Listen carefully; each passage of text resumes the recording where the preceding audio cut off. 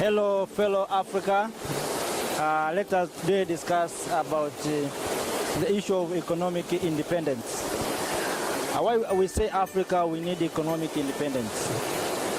Africa, we need to own our economy.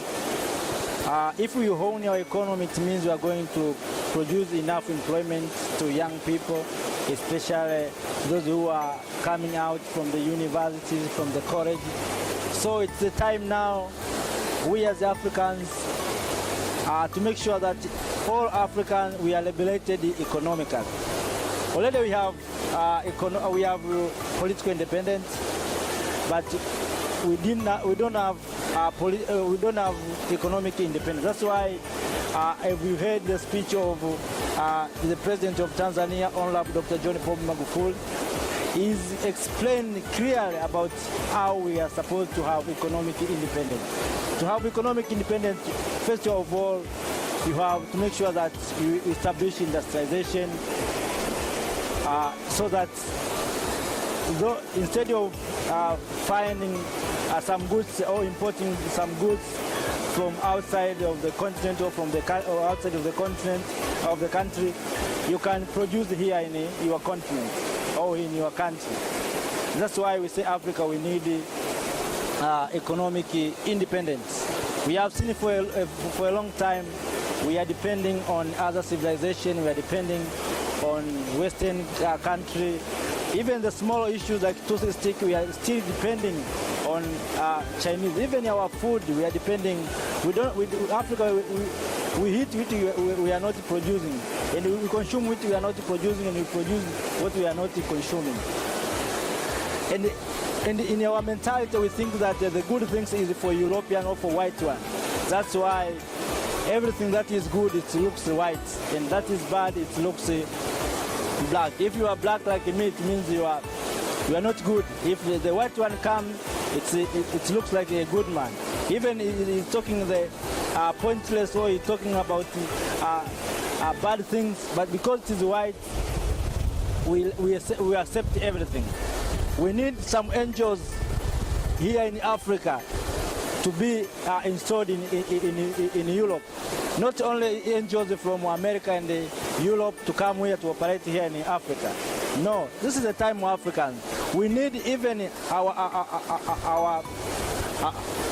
our people to invest in Europe, to invest in America, instead of seeing only Americans and Europeans coming here and invest here in Africa. We have seen Chinese.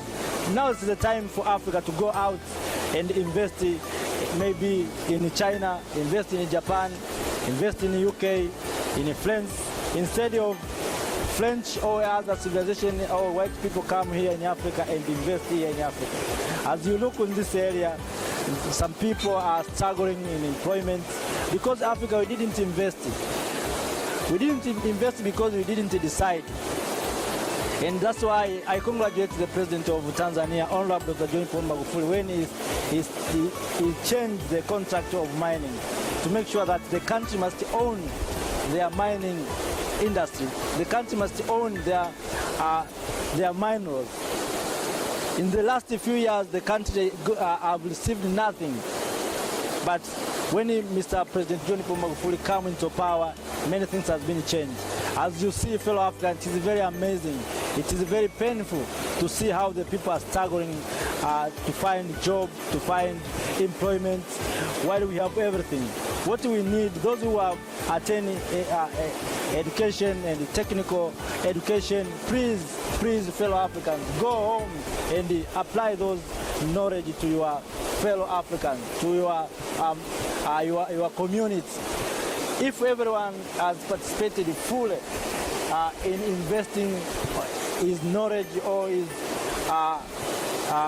his skills in their homeland or in their home place, I think Africa will go far. There's a lot of people who are good in Africa, but they didn't invest here in Africa.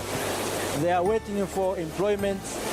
They are waiting for something outside of the continent.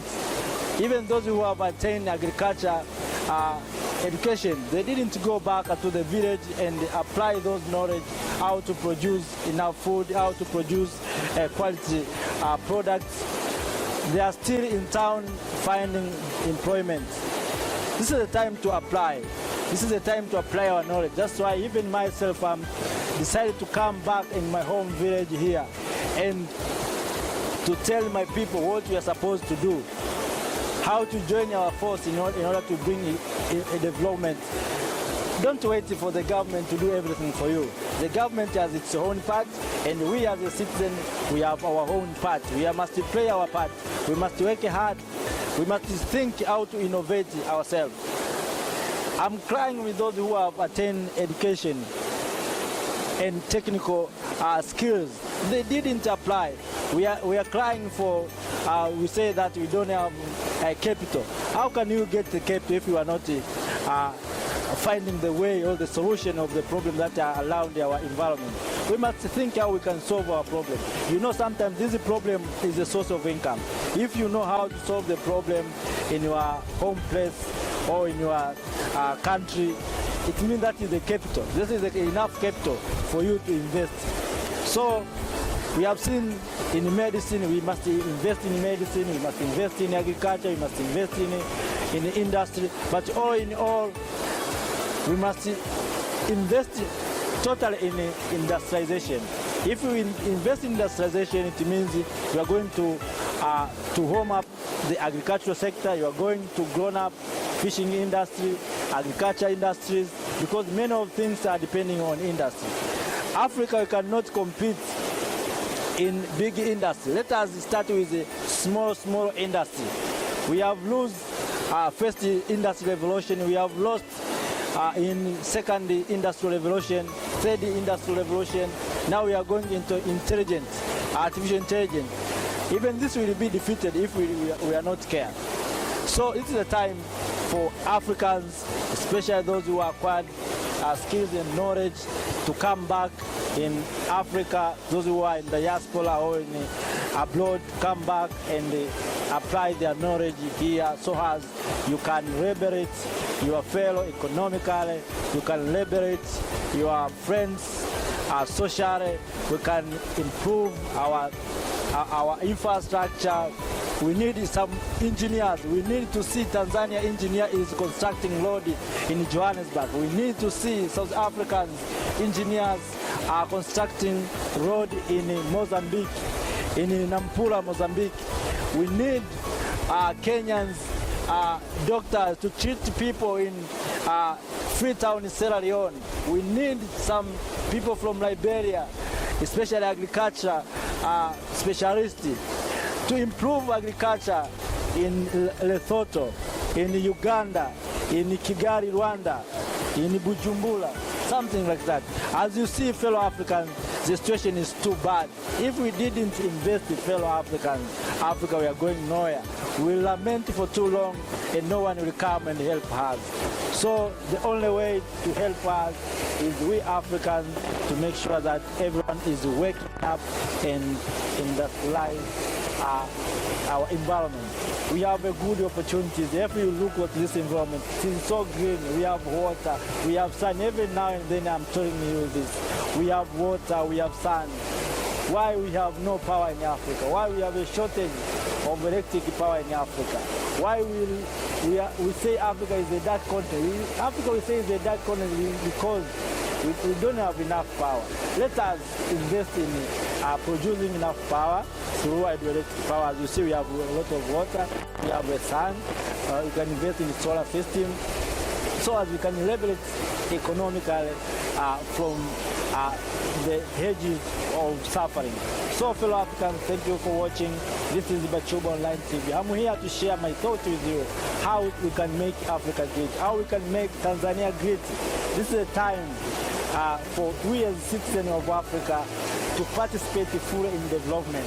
Don't wait for the government to do that thing. The government has its own part, and the main part is we as Africans and citizens to participate fully in development. Let us do it. Let us make something happen. Thank you for watching.